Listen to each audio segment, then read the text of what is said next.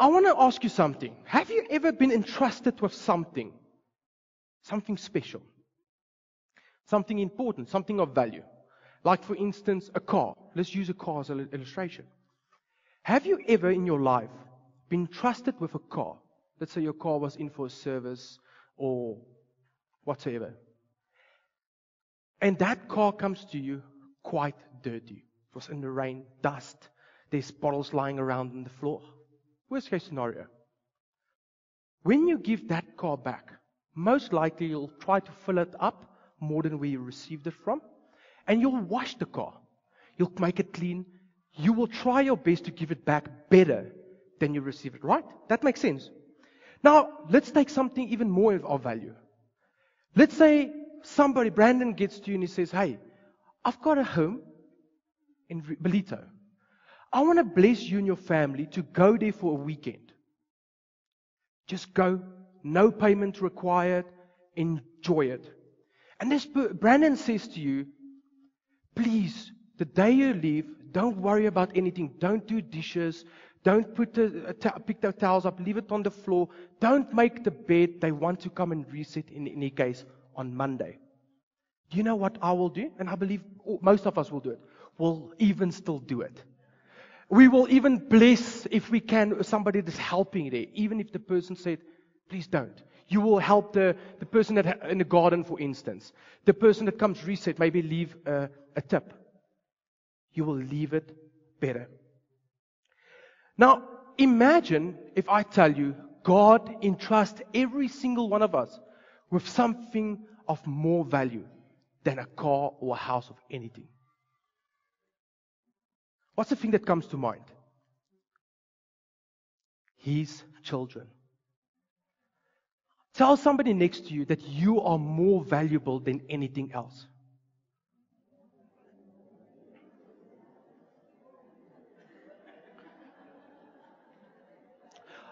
I would like to prove it to you. In the Word of God, Brandon gave such a good story, quoted on the Bible of Peter and Jesus. Now, when Peter and Jesus had a chat, Jesus asked Peter, Peter, do you love me? Take note, Peter didn't ask Jesus that because Jesus showed him. There's no doubt in Peter's heart that Jesus loves him. So here's the thing. Jesus asked Peter, Peter, do you love me? He said, yeah, of course. Lord, yes. Peter, do you love me? Of course, Lord, I do. And he said, Peter, do you love me? Look what Jesus' response is. If you love me, look after my flock. The mandate is clear. It's not complicated, nothing, not at all. Our mandate is to love one another. We can read it in the commandments of the Lord. When they asked Jesus, what is the most important commandment? Love the Lord your God with all your heart. And second alike, love your neighbor. So how do you do it? God trusted you with your spouse. God trusts you with your children. And God trusts you with your co-worker and friends. God even trusts you with that neighbor that gets on that last nerve. Or is it just me that have maybe such neighbors? Just opposite me, I've got a guy that gets on my last nerve. His name is Dustin Ferguson. Church, I heard something amazing this weekend at Global Equip. The one guy quoted like this. He says, love your enemy because they are your mission. Love your enemy because they are your mission. Don't you want to turn to Proverbs 16, verse 9? We'll have a competition who can get there faster. I made notes. Didn't you make notes? So in Proverbs 16, verse 9, if I'm too fast, tell me. Proverbs 16, verse 9, it says, we can make our plans, but the Lord determines our steps.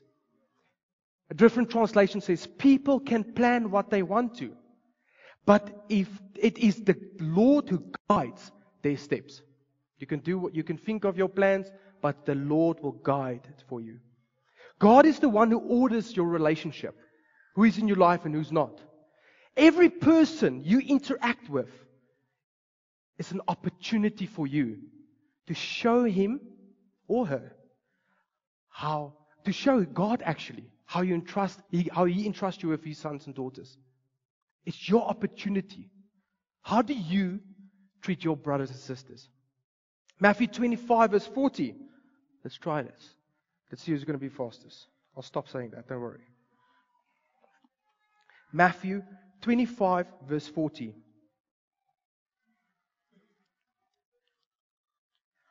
It says, "And the king will say, I tell you the truth. When you did it for one of the least of these brothers and sisters, you were doing it to me. Whatever you did for the one of the least of these brothers and sisters of mine, you did for me." That's Jesus.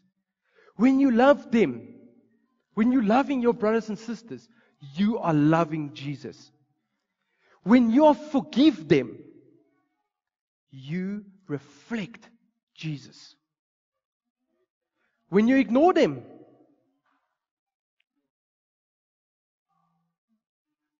I don't have to say more. You are not doing the right thing. So here's the big question for us today. How do you handle the people God entrusts you with? How do you handle them? Let's turn to Acts 17, verse 26.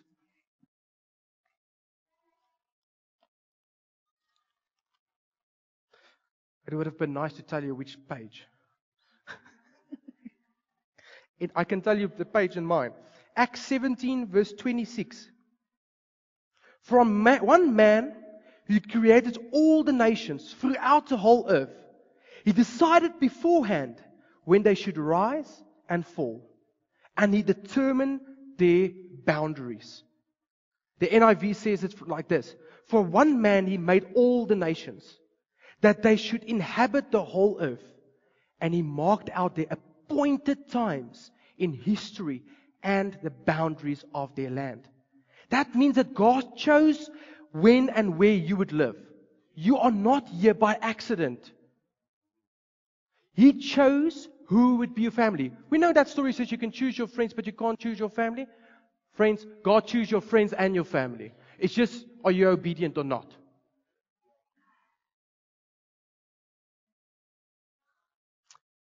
If somebody hands you a wedding ring just before the celebration, let's call it the celebration. My mind went to a joke.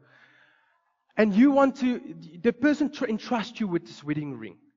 What would you do? Would you throw it in your pocket, throw it in the car? No. The wedding ring is of some sort of value. Maybe not to you, but the person entrusts you with that. So you'll look after it, you'll cherish it. You'll put it in your pocket. Oh, still here.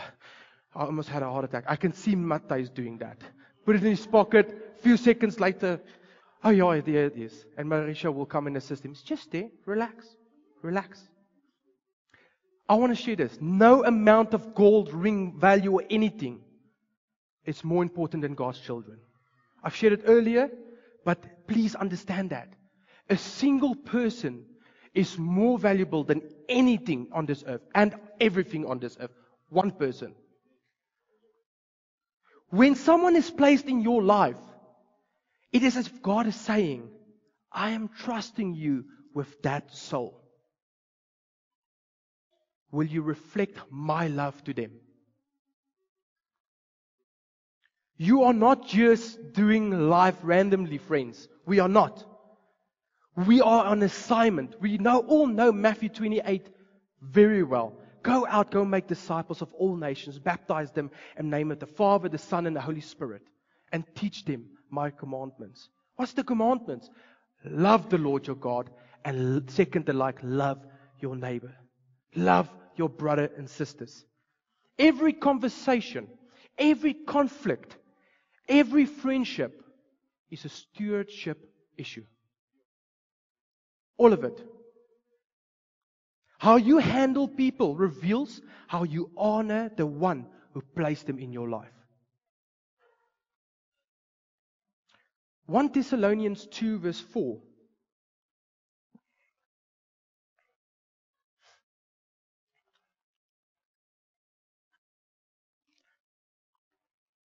My tag dropped me. So 1 Thessalonians 2 verse 4.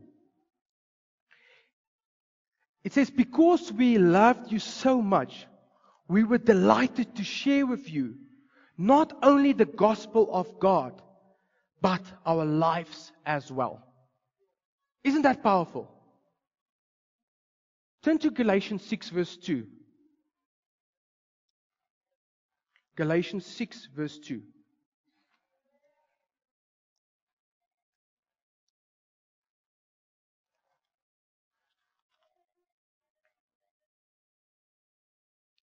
So, my message is only going to go to Galatians 6 verse 2, but I'm going to read verse 3. I'm going to pause there because Galatians 6 verse 2 says, share each other's burdens. Say that in the Bible. Share each other's burdens and in this way obey the law of Christ. Listen to this. If you think you are too important to help someone,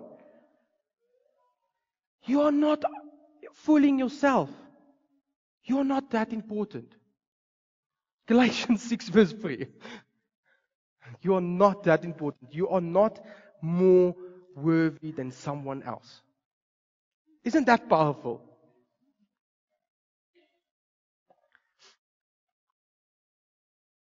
Carry each other's burdens.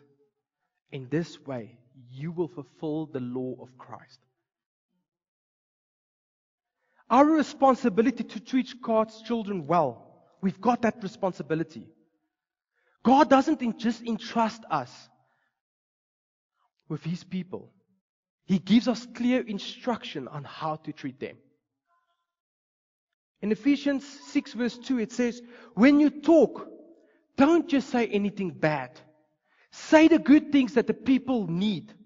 Whatever will help them grow stronger. Your words have the power to build or to break. What are you doing? Proverbs 18 verse 21.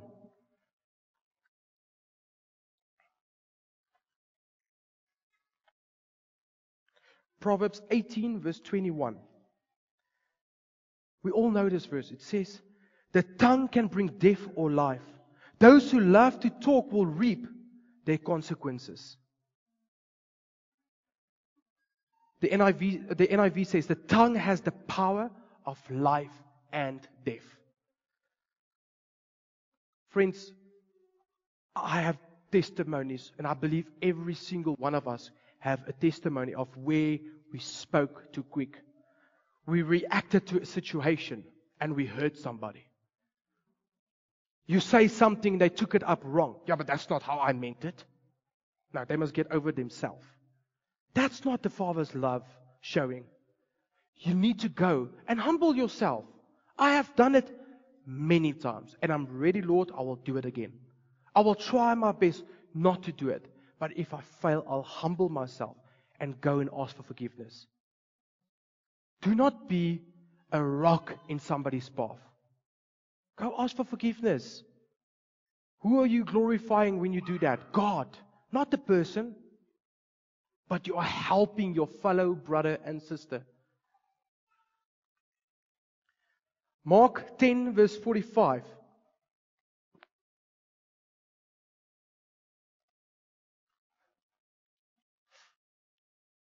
Mark 10 verse 45. For even the Son of Man came not to serve. For even the Son of Man came not to be served, but to serve others and give His life as a ransom for many. Listen, Bridge Church, we do not have the problem of serving. We've got an amazing family. Our hearts is serving. And if you're not serving yet in Bridge Church and you want to, come connect. We'll help you find a place where you can flourish in your hands and feet doing in the kingdom of God. Church, I've said this before. If you're not serving in your local church, are you really part of it? We all here have one goal, is to bring God's church stronger and glorify Him. So let's do it together. Jesus shows us the way true greatness is found. So how can we do this? Speak words that build up, not breaking down. Use action to serve, not manipulate. Live in such a way that people see Jesus. The reality is, friends, that some of your co-workers don't read the Bible. The only Bible that they read is you. Are you a tough read? Tough read?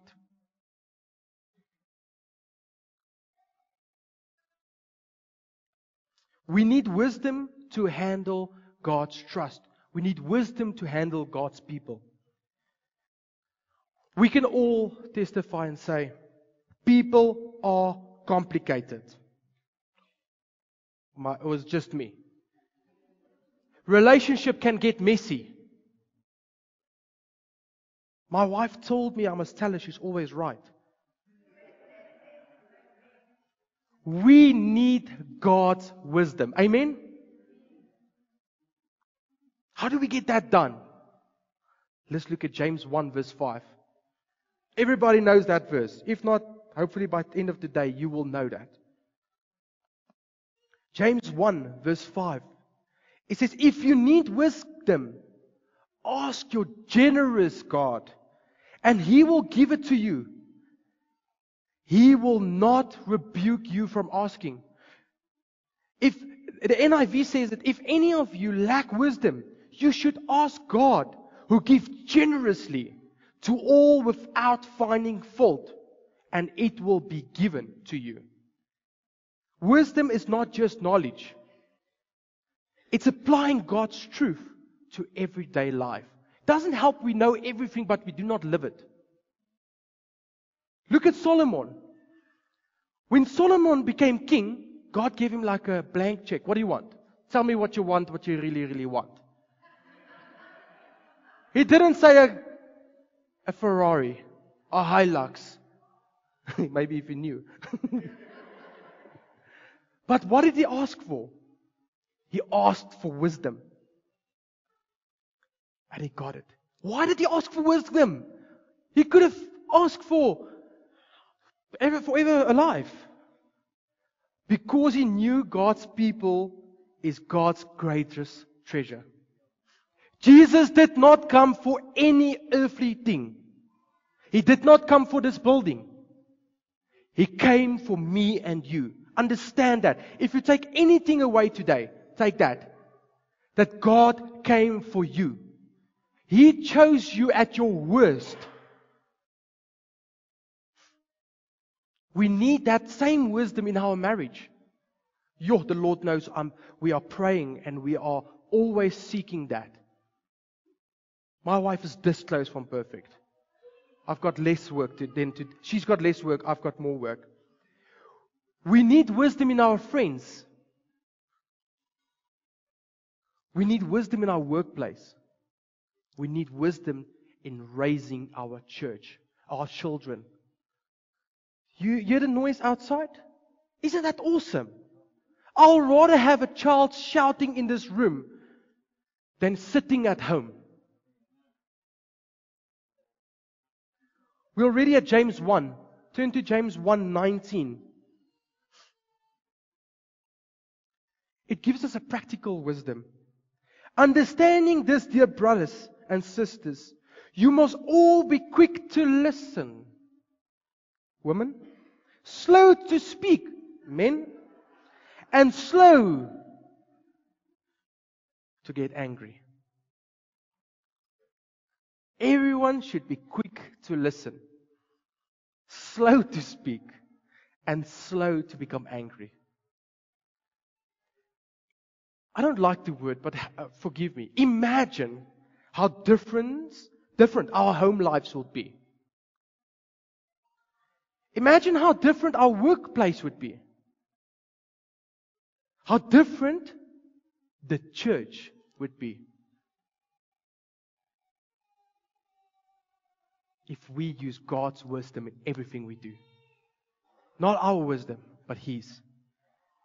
We need to be quick to listen, slow to speak, and slow to anger. That is wisdom at work. Obedience brings God's blessing.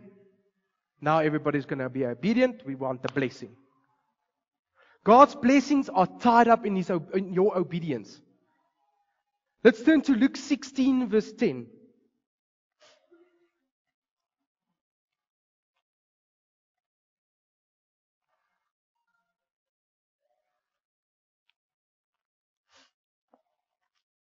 Luke 16, verse 10. It says, if you are faithful in the little things, you will be faithful in large ones. But if you are dishonest in little things, you would be dishonest with great responsibility. Do you have a promotion that you are praying for? You're not getting? Sometimes we have our eyes so far that we do not do the things that we need to do right here. If you are faithful with the small things in your life, faithful in loving your family, your friends, your co-workers, your church fellow brothers and sisters, God will enlarge in your territory. God's heart is always for equipping us, but healthy. How can, if God can't trust me with 2 people, how would He ever give me 2,000 people to entrust with? It doesn't make sense. Would you want to do it if you have a business? If this person is struggling to run one part of the company, would you give him the whole company to run? No. Let's read Romans 14, verse 18. Romans 14, verse 18.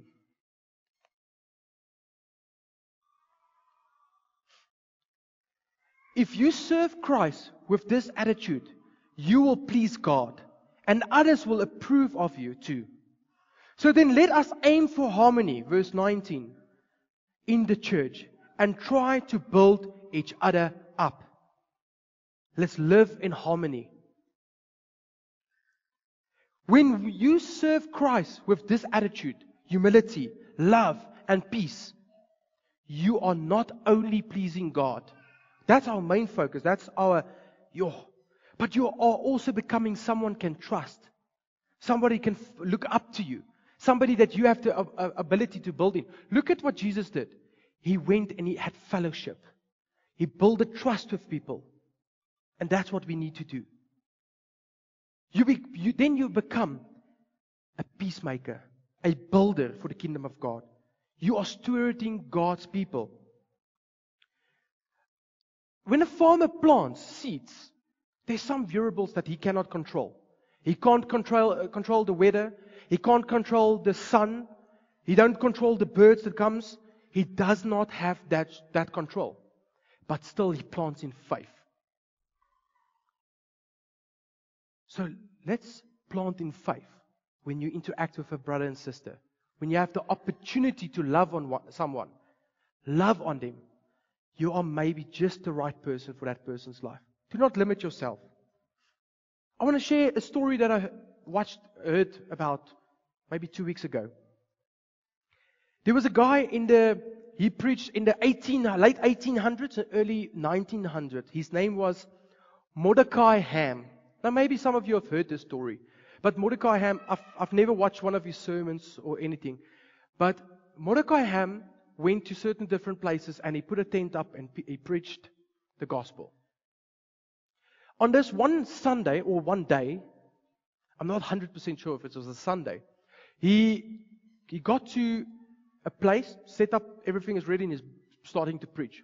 2 young guys, 14 years old, 2 of them, came in and they said, we want to come in. And the one guy said, no space, sorry. Don't have space for you. So they turned around and walked away. An usher, which nobody knows this usher's name. This usher went and said, hey, where are you guys going? Come back. I'll find a seat for you. So they found 2 seats for them to sit next to each other. The one guy, both of them got saved radically that day. The one guy's name was Grady Wilson. Now, who knows Grady Wilson? I don't. But Grady Wilson was the financial backing of his friend that sat next to him. And his friend's name was Billy Graham. Now, we all know Billy Graham, right? He made such a massive impact on the kingdom of God. Massive. Go Google him. It's amazing. That guy was so on fire for Christ. But here's my question. The reason I'm sharing this story. Are you willing to be that usher that nobody knows who you are? Nobody knows. I doubt that Billy Graham knew his name. Grady Wilson, no, didn't even know his name. But he made such an impact for being obedient. And he didn't care for spotlight or anything like that. So are you willing to be an usher in the quiet, in the background, and serving God's church? Let's turn to John 13, verse 35.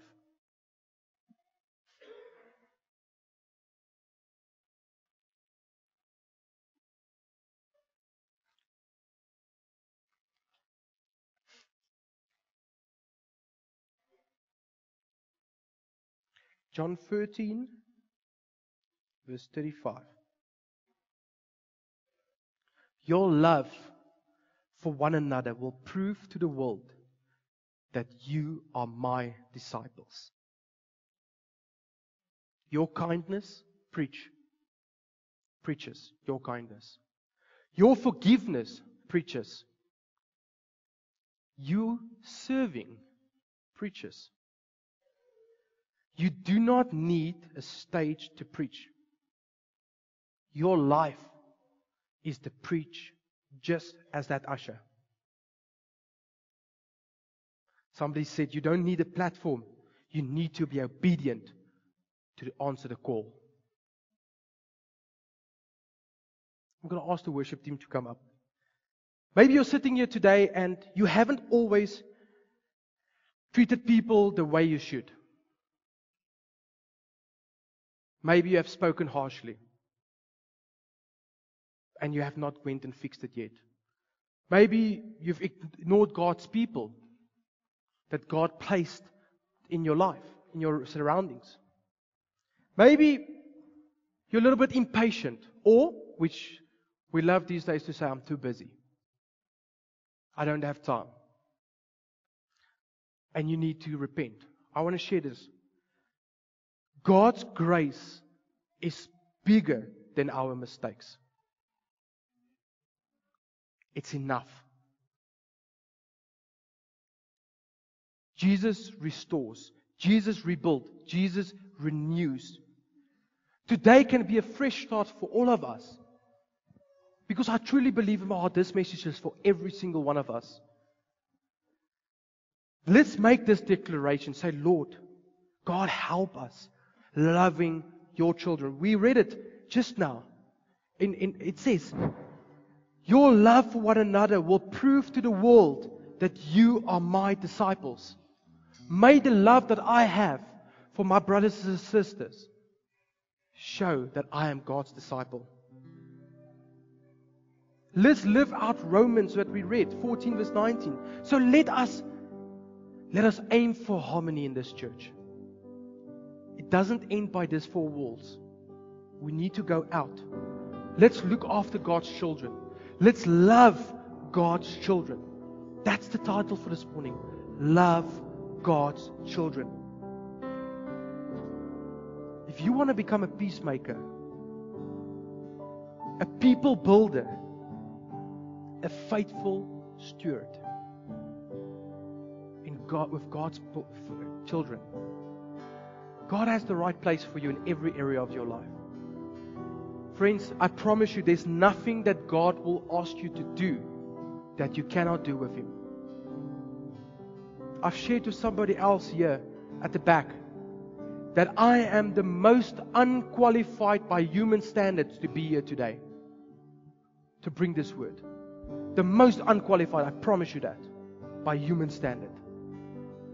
But I accept that God has this mandate for me. If I have the opportunity to speak to one of you, and your life changes for the benefit of the kingdom of God, I was successful.